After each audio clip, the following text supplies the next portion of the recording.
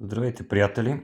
Днес ще ви представя не това, което виждате. Това е стария спусък, който си върви към лъка, който закупих. Става дума за Top Point 31 Starting. Това си е стоковия, който си върви към него. Между другото върши работа, но за това време, което го използвах, установих, че е доста неудобен. Ето тази дължина не може да се удължава и най-вече в случая да се скъсява. Самия спусък е доста дървен. Понякога,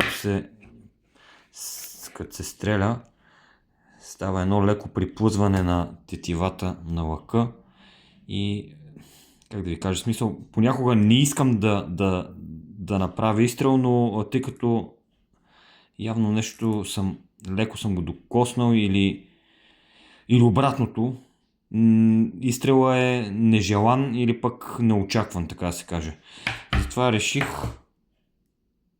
да си взема друг спусък.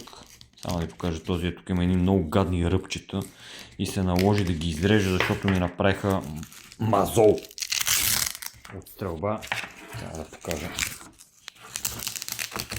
Клипа стана доста гаден, да му се не види. Няма да ви показвам, защото нищо няма да видите.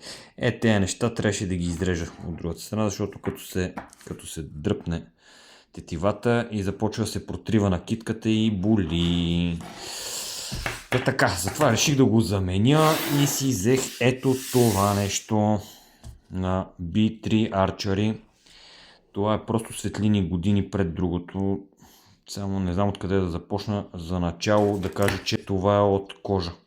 Това е мисля, че е от естествена кожа. Не съм го проучвал, но мирише на такова. Не знаем всички как мирише кожата. Това е супер меко. Просто няма как да стане от него, да ръмби и да направи мазол. Другото нещо, което виждате веднага според... Не виждате. Чакайте, само това ще го махна да не пречи.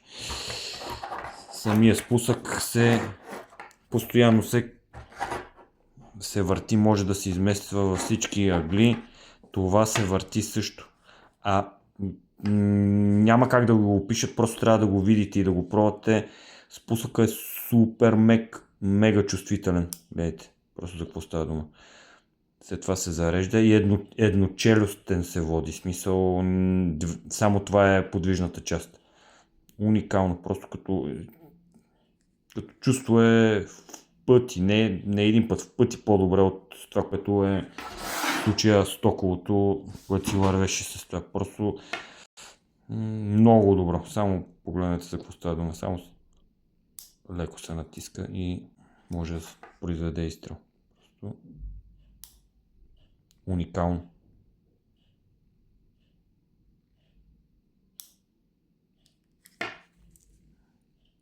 Може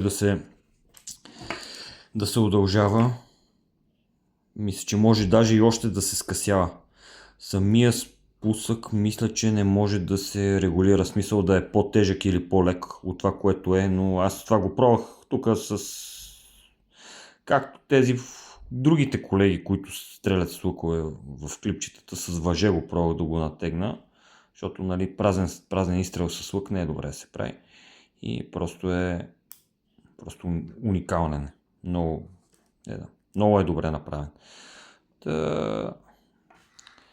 Надявам се в близко бъдеще да мога да направя тест, да пострелям и да споделя някакви впечатления.